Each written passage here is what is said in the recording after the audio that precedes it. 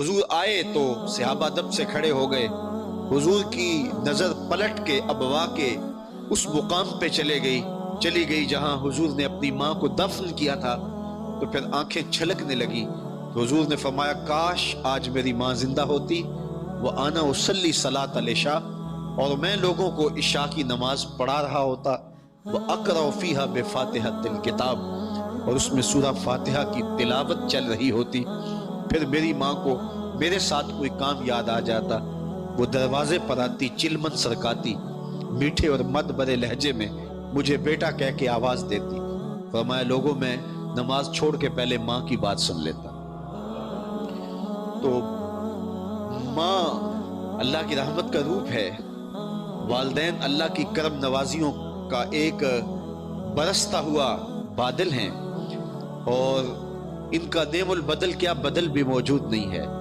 تو اگر کسی کے والدین زندہ ہیں تو ان کی زندگی کو غنیمت سمجھو اور ان کی خدمت کو شعار بنا لو. انسان بڑی تنہائی محسوس کرتا ہے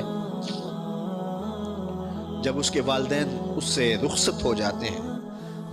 وہ ایسے محسوس کرتا ہے جس طرح کوئی گھنا سایہ دار درخت ہو اور اس کی چھاؤں میں وہ کھڑا ہو، اور وہ درخت ساری تمازت، ساری دھوپ اور ساری حرارت اپنے پتوں کے اندر جذب کر لیتا ہو، اور اپنے نیچے کھڑے ہونے والے کو ٹھنڈی چھاؤں دیتا ہو. اور جو ہی والدین رخصت ہو جاتے ہیں تو ایسے لگتا ہے کہ اچانک وہ درخت ایک طرف ہٹ گیا ہے اور میں کڑکتی دھوپ میں آ کھڑا ہوا ہوں. اب سورج کی تمازت، حرارت، حدت اور اس کی چپتی ہوئی کرنیں آج میرا بدن جلسا رہی ہیں. تو پھر انسان کو پتہ چلتا ہے کہ وہ شجر سایہ دار، وہ رحمتوں کا ثمر بار شجر کتنا قیمتی تھا اور کتنا اہم تھا. تو عمومی طور پہ قدر نعمت زوال نعمت کے بعد ہوتی ہے. جب والدین چھن جاتے ہیں، رخصت ہو جاتے ہیں، پھر انسان کو پتہ چلتا ہے کہ یہ کتنی بڑی نعمت تھی.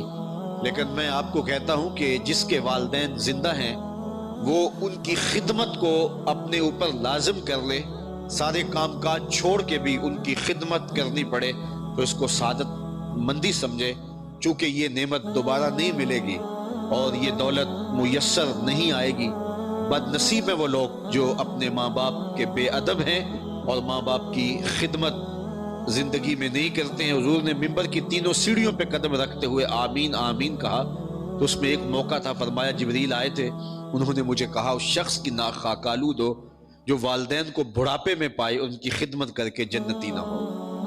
تو ماں باپ کی خدمت بہت ضروری ہے، چاہے وہ گناہگار ہوں، حتیٰ کہ وہ کافر بھی ہوں. تو ماں باپ کی تعظیم اور ان کی عزت جو ہے وہ پھر بھی کی جائے. وَاخْفِضْ لَهُمَا جَنَاحَ الذُّلِّ مِنَ الرَّحْمَةِ، تو نرم دلی سے ان کے لیے عاجزی کے بازو بچھا دیں اور ان کے حضور عجز کا مظاہرہ کریں. وَقُلْ، اور عرض کریں اللہ کی بارگاہ میں، وَقُلْ رَبِّ ارْحَمْهُمَا كَمَا رَبَّيَانِ صَغِيرًا، اے اللہ جس طرح میں چھوٹا تھا تو انہوں نے میری خدمت کی، تو میرے مالک آج تو ان کے اوپر رحم کر جس طرح انہوں نے میرے اوپر رحم کیا. تو ماں باپ کے رحم کی مثال اتنی واضح ہے اور ان کی محبت اتنی واضح ہے کہ انہی لفظوں کے ساتھ دعا کی جا رہی ہے کہ جس طرح انہوں نے میرے اوپر رحم کیا مالک تو بھی ان کے اوپر رحم فرما. ماں باپ اولاد کو کس طرح پالتے ہیں؟ ایک ماں کے 8-7 بچے بھی ہوں تو ہر بچہ یہ محسوس کرتا ہے کہ ماں مجھے ٹوٹ کے چاہتی ہے اور میرے لیے سب کچھ فدا کرنے کے لیے تیار ہوتی ہے. اور ایک ماں کتنے بچوں کو پالتی ہے. کتنا افسوسناک موقع ہوتا ہے جب 7-8 بیٹے ایک ماں کو پالنے سے قاصر ہو جاتے ہیں. ایک ماں 7-8 بچوں کو اکیلے پالتی ہے اور وہ مل کر بھی اگر ایک ماں کی خدمت نہ کر سکیں اور یہ سعادت نہ پا سکیں تو بدبختی ہوتی ہے. اور اس سے بڑا کوئی جو ہے وہ محرومی کا اور کوئی روپ نہیں ہوتا ہے. تو ماں باپ کی خدمت شعار زندگی بنائیں اور شعار زندگی بنانے کے بعد پھر بھی اللہ کی بارگاہ میں یہ عرض کریں کہ مالک میں ماں باپ کی خدمت کا حق ادا نہیں کر سکتا. میں چھوٹا تھا، ان کی نرم دلی، ان کی محبت اور ان کا پیار میرے اوپر ساون کے می کی طرح برسا اور انہوں نے میری تربیت میں، میری خدمت میں کوئی کسر نہیں چھوڑی۔ مالک آج یہ بوڑھے ہیں تو میں خدمت کرنے کے باوجود بھی وہ حق ادا نہیں کر سکتا۔ ایک صحابی نے پوچھا کہ حضور میں کیا ماں باپ کی خدمت کا حق ادا کر دیا ہے؟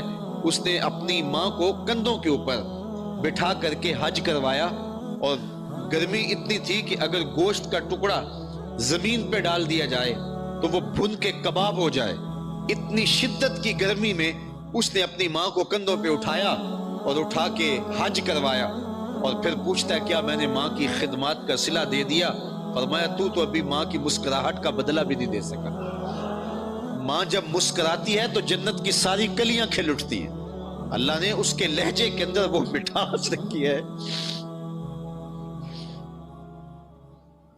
ماں جب بیٹے کو دیکھ رہی ہوتی ہے لگتا ہے کہ عرش سے ساری رحمتیں اتر رہی ہیں۔ اللہ نے وہ پیار دیا ہے ماں کو، وہ محبت دی ہے۔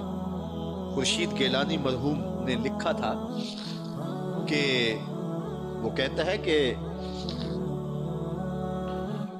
اونچے اونچے اسٹیجوں کے اوپر بیٹھنے میں وہ لذت نہیں ہے جو ماں کے قدموں میں بیٹھنے سے ملتی ہے، اور اعلی نصب ہوٹلوں میں کھانا کھانے میں وہ سرور کہاں جو چولہے کے پاس بیٹھ کے ماں کے ہاتھوں سے پکی ہوئی چپاتیاں کھانے میں ملتی ہیں۔ جو چولہے کے پاس بیٹھ کے ماں کے ہاتھوں سے پکی ہوئی چپاتیاں کھانے میں سرور ملتا ہے، وہ لطف اور حظ جو ملتا ہے وہ اعلی نصب اور 5 سٹار ہوٹلوں میں کھانا کھانے سے نصیب نہیں ہوتا۔ عالی جناب، حضرت صاحب، کیا کیا لفظ لوگ دیتے ہیں، لیکن ان لفظوں میں وہ چاشنی کہاں جو ماں کی زبان سے اوئے مٹھو کے اندر رکھی ہوئی ہے۔ جب وہ اوئے ببلو کہہ کے پکارتی ہے تو لگتا ہے کہ ساری رحمتیں رب کی اتر رہی ہیں۔ اللہ نے اس کے لہجے کے اندر وہ پیار رکھ دیا ہے، وہ محبت رکھ دی ہے۔ اولاد کے لیے اس کے وہ جذبات اور وہ الفتیں اس کے سینے کے اندر جو رکھ دی ہیں، اس کا کوئی جواب نہیں ہے۔ نعم البدل کیا، بدل بھی موجود نہیں ہے۔ یہ مضمون میرے سے نبھایا نہیں جا رہا تو میں اسی پہ ختم کرتا ہوں، اس دعا کے ساتھ کہ اللہ ہم سب کے والدین کی مغفرت فرمائے۔ جن کے والدین باقید حیات ہیں اللہ تعالیٰ ان کو لمبی زندگی عطا کرے، اور یہ گھنا سایہ اور یہ رحمتوں کا بادل ان کے سروں کے اوپر تنا رہے۔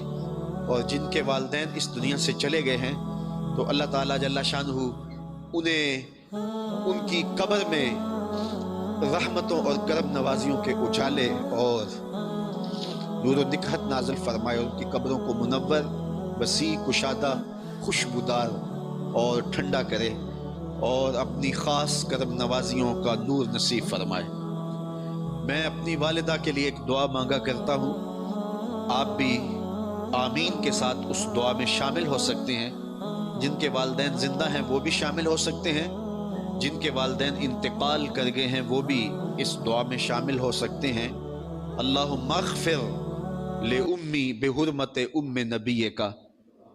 اس کا معنی یہ ہے اے اللہ رسول اللہ کی ماں کا صدقہ میری ماں کی مغفرت فرما دے۔